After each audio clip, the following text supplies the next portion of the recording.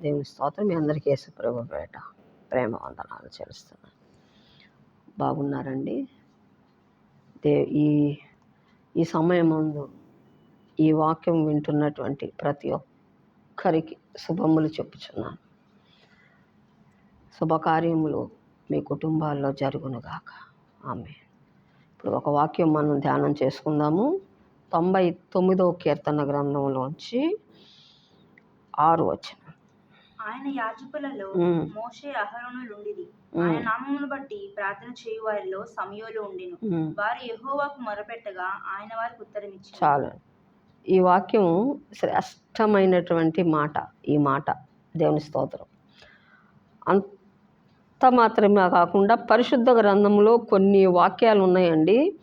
ఆ వాక్యం చదివినప్పుడు ఒళ్ళంతా పులకరించిపోద్ది. దేవుని స్తోత్రం. అంత చక్కటి మాటలు దేవుడు, పరిశుద్ధాత్మ దేవుడు ఇందులో ఇమిడ్చి ఉంచాడు. ఆయన అంటాడు, ఆయన యాజకుల్లో మోషే అహరోనులు ఉండిరి. ఆయన నామమును బట్టి ప్రార్థన చేయు వారిలో సమూయేలు ఉండెను. వారు యెహోవాకు మొరపెట్టగా ఆయన వారికి ఉత్తరం ఇచ్చాను. చూడండి, ఆయన యాజకుల్లో మోషే అహరోనులు ఉన్నారంట. ఆయన నామమును బట్టి ప్రార్థన చేయు వారిలో సమూయేలు ఉండెను. వారు యెహోవాకు మొరపెట్టగా ఆయన వారికి ఉత్తరం ఇచ్చాను. చూడండి, మోషే అహరోను ఉన్నారంట, యాజకత్వం చేస్తున్నారు. అయితే ఆయన నామమును బట్టి ప్రార్థన చేయు వారిలో సమూయేలు ఉండెను. అది అసలైనటువంటి మాట. ఆయన నామమందు ప్రార్థన చేయు వారిలో సమూయేలు కూడా ఉన్నాడంట. దేవుని స్తోత్రం.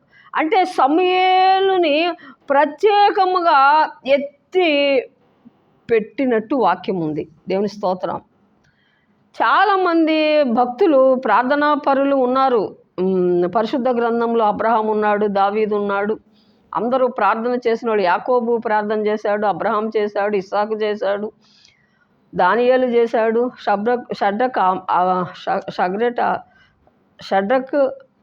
షడ్రకు మేషాకు అబేద్నెగోలు కూడా ప్రార్థన చేశారు. ప్రార్థనా వీరులు చాలామంది ఉన్నారు. కానీ ఈ సమూయేలును దేవుడు ఎత్తి పట్టి చెప్తున్నాడు. ఏమనంటే, ఆయన యాజకుల్లో మోషే అహరోనులు ఉండిరి. ఆయన నామమందు ప్రార్థన చేయు వారిలో సమూయేలు ఉండెను. ఈ సమూయేలు చిన్నప్పటి నుంచి కూడా ఏలీ దగ్గర చక్కగా పెరిగినటువంటి బిడ్డ సమూయేలు. మంచి ప్రార్థనాపరుడు. ఎందుకంటే ఆ యాజకత్వం చేస్తూ ఆ మందిరంలో దేవుని స్తోత్రం ఏలీ దగ్గర చక్క అణిగి ఉంటూ యాజకత్వం నమ్మకంగా చేశాడు. దేవుని స్తోత్రం. అంత మాత్రమే కాకుండా ఆయన న్యాయాధిపతి, ప్రార్థనాపరుడు, యాజకుడు, ప్రవక్త. అందుకే దేవుడు అంటున్నాడంటే, ఆయన యాజకుల్లో మోషే అహరోను ఉండిరి. ఆయన నామమందు ప్రార్థన చేయు వారిలో సమూయేలు ఉండెను. ఎవరైతే ప్రార్థన చేస్తారో ఆ వ్యక్తికి ఘనత. దేవుని స్తోత్రం. నువ్వు నేను ప్రార్థన చేసే వ్యక్తి అయితే దేవుడు మనకి ఘనతనిస్తాడండి. ఆమేన్. దేవుని స్తుతులు వందనాలు చెల్లిస్తున్నాను. యేసు ప్రభు వారికి ఆ ఘనత ఎలాగొచ్చింది? ఆయన దేవుడై ఉండి కూడా ఆయన ప్రార్థన చేశాడు. దేవుని స్తోత్రం. చూసారా, ఆయన దేవుడై ఉండి కూడా ఆయన ప్రార్థన చేశాడండి. మనం ఏ పాటి వారు? మనం కూడా ఏం చేయాలంటే ప్రతి దినము మనం ప్రార్థన చేయాలి. ఎవరైతే ప్రార్థన చేస్తారో ఆ వ్యక్తికి ఘనత. ఆమేన్. ఇప్పుడు మన అపోస్తల కార్యముల గ్రంథంలోంచి 10వ అధ్యాయము 25వ వచనం. పేతురు లోపలికి రాగా కొర్నేలి అతనిని ఎదుర్కొని అతని పాదముల మీద పడి నమస్కారం చేసెను. చాలండి. దేవుని స్తోత్రం. పేతురుకి ఘనత ఎలాగొచ్చింది? దేవుని స్తోత్రం. బొంకినటువంటి పేతురు, నీవెవరో నాకు తెలియదు, ఒక చిన్నదాని ముందు నీవెవరో నాకు తెలియదు అని చెప్పి బొంకాడు. దేవుని స్తోత్రం. పిరికివాడు. దేవుని స్తోత్రం. పేతురు. దేవుని స్తోత్రం. కానీ ఎప్పుడైతే పరిశుద్ధాత్మ అభిషేకం పేతురు పొందుకున్నాడో అతను ఎలాగంటే కేఫాగా మారాడు. దేవుని స్తోత్రం.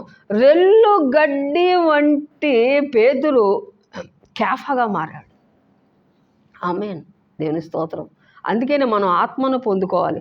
ఇక్కడ ఈ 10వ అధ్యాయంలో ఏం చేస్తారంటే ఆ ఇంటివారు భోజనం సిద్ధం చేస్తే లేట్ అయిపోయిద్దని చెప్పి, ఇంటివారు భోజనం సిద్ధం చేయటానికి లేట్ అయిందని ఈయన మిద్దె మీదకి ఎక్కాడు ప్రార్థన చేసుకోవడానికి. దేవుని స్తోత్రం, స్తుతులు. చూడండి, ప్రార్థన చేసే వ్యక్తికి ప్రమోషన్, ప్రార్థన చేసేటువంటి వ్యక్తికి దేవుని స్తోత్రం ఘనత. దేవుని స్తోత్రం. ప్రతిదినం కూడా మనం ప్రార్థన చేయాలి. ఇక్కడ పేతురు ఏం చేస్తున్నాడంటే ఆత్మచేత నడిపింపబడుతున్నాడు. ఎవరైతే ప్రార్థన చేస్తారో వారు ఆత్మచేత నడిపింపబడతారు. అప్పుడు వారు శరీరేచ్ఛలను జయిస్తారు. ఆత్మ సంబంధులే దేవుని స్తోత్రం ఆత్మ సంబంధంగా ఆలోచిస్తారండి. దేవుని స్తోత్రం. శరీర సంబంధులు శరీరానుసారంగా నడుచుకుంటారు. ఆత్మ సంబంధులైతే ఆత్మానుసారంగా నడుచుకుంటారు. దేవుని స్తోత్రం. ఈ పేతురు ఆత్మానుసారంగా నడుచుకుంటున్నాడు, ఆత్మ నడిపింపులో ఉన్నాడు. ఆమేన్. ఈ సమయమందు ప్రతి విశ్వాసి ఆత్మ సంబంధిగా మారాలి, ఆత్మ చేత నడిపింపబడాలి. ఆమేన్. నువ్వు నేను ఈ వాక్యం వింటున్నటువంటి సహోదరి సహోదరుడా, ఈ వాక్యం వింటున్న ప్రతి వ్యక్తి కూడా ఆత్మ సంబంధంగా మనం నడుచుకోవాలి. దేవుని స్తోత్రం. ఆత్మ చేత మనం నడిపింపబడాలి. ఆమేన్. దేవుని స్తోత్రం. మనం ఆత్మ చేత ఏం చేయాలంటే నడిపింపబడాలి. దేవుని స్తోత్రం. పేతురు ఆత్మ చేత నడిపింపబడుతున్నాడండి. దేవుని స్తోత్రం. అలాగా అసలు ఎంత సంతోషంగా ఉంటుందండి ఆత్మచేత నడిపింపబడినప్పుడు. దేవుని స్తోత్రం. మనం శరీర క్రియలు ఏం చేస్తామంటే చంపేస్తాం. దేవుని స్తోత్రం. ఆత్మానుసారంగా మనం నడుచుకుంటే శరీర క్రియలను చంపేసి ఆత్మలో మనం ఎదుగుతాం. ఆమేన్. ఇక్కడ ఏమంటున్నాడంటే 25వ వచనంలో అపోస్తల కార్యం 25లో పేతురు లోపలికి రాగా కొర్నేలి అతన్ని ఎదుర్కొని అతని పాదముల మీద పడి నమస్కారము చేశాను. అందుకు పేతురు, నువ్వు లేచి నిలువుము, నేను కూడా నరుడినే అని చెప్పి అతన్ని లేవనెత్తెను. చూసారా, పేతురికి ఘనత ఎలాగొచ్చింది? ప్రార్థన వల్ల. ఆమేన్. దేవుని స్తోత్రం. సమూయేలు ప్రార్థన చేశాడు. దేవుని స్తోత్రం. ఆ సమూయేలు వస్తా ఉంటే ఆ దారి కూడా ఆ ఊరిలో నడిచి వస్తుంటే అక్కడున్నవారు సమూయేలుకి భయపడేవాళ్ళు. నువ్వు సమాధానంతో వస్తున్నావా? దేవుని స్తోత్రం. కోపంతో వస్తున్నావా? సమాధానంతో వస్తున్నావా? దేవుని స్తోత్రం. ప్రార్థించే వ్యక్తికి, ఒక వ్యక్తి నీకు భయపడాలంటే నువ్వు ప్రార్థించే వ్యక్తివైతేనే నీకు అందరూ భయపడతారండి. దేవుని స్తోత్రం. ఇక్కడ పేతురు ఆత్మచేత నడిపింపబడుతున్నాడు. దేవుని స్తోత్రం. అక్కడ ఉన్న కొర్నేలి వచ్చి ఏం చేస్తాడు? సాష్టాంగ నమస్కారం చేస్తున్నాడు. పేతురు అంటున్నాడు, నేను దేవుణ్ణి కాదు, నీ వంటి నరుణ్ణే, నీ వంటి వాణ్ణే. కాబట్టి దేవునికి మాత్రమే నమస్కారం చేయాలి, నువ్వు నాకు నమస్కారం చేయొద్దు అని చెప్తున్నాడు. చూడండి, అంటే ఈ ఘనత దేవుని స్తోత్రం ఎవరికి ఎందు నిమిత్తమై వచ్చింది? పేతురు ప్రార్థనాపరుడు కాబట్టే దేవుని స్తోత్రం, దేవుడు ఘనతనిచ్చాడు. దేవుని స్తోత్రం. తర్వాత పౌలు శీల కూడా ఏం చేశారంటే పాటలు పాడినప్పుడు అక్కడ పునాదులు కదిలిపోయినాయి. దేవుని స్తోత్రం. వారు భూమిని తలకిందులు చేసేటువంటి వారు ఇక్కడికి వచ్చారా అని దేవుని స్తోత్రం ఆది సంఘం సాక్ష్యం చెప్పింది. దేవుని స్తోత్రం. అంతేనా? దేవుని స్తోత్రం, వందనాలు చెల్లిస్తున్నాను.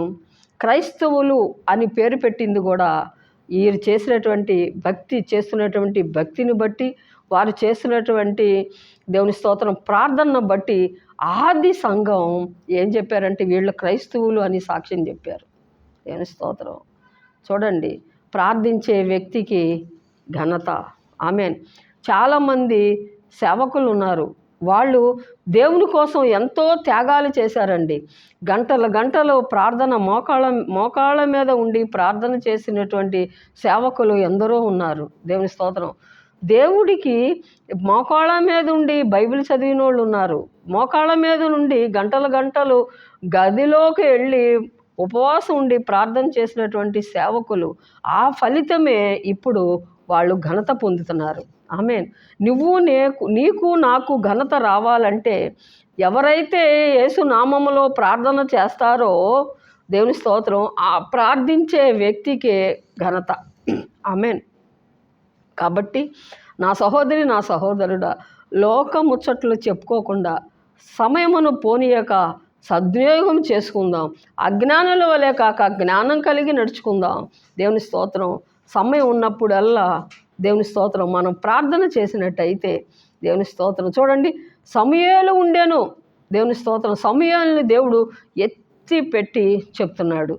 కాబట్టి ఈ సమయమందు ప్రార్థించే వ్యక్తికి ఘనత. కాబట్టి ప్రతి ఒక్కరూ ఒక ప్రార్థనా వీరుడుగా మనం ఉందాము. దేవుడు ఈ మాటలు దీవించును గాక. ఆమేన్. ప్రార్థన చేసుకుందాం. పరిశుద్ధుడా యేసు, నీ అపరంజి పాదములకు వందనాలు చెల్లిస్తున్నా. ఈ సమయమందు నాయన, ఆయన యాజకుల్లో మోషే అహరోను నుండిరి. ఆయన నామమందు ప్రార్థన చేయువారిలో సమూయేలు ఉండెను.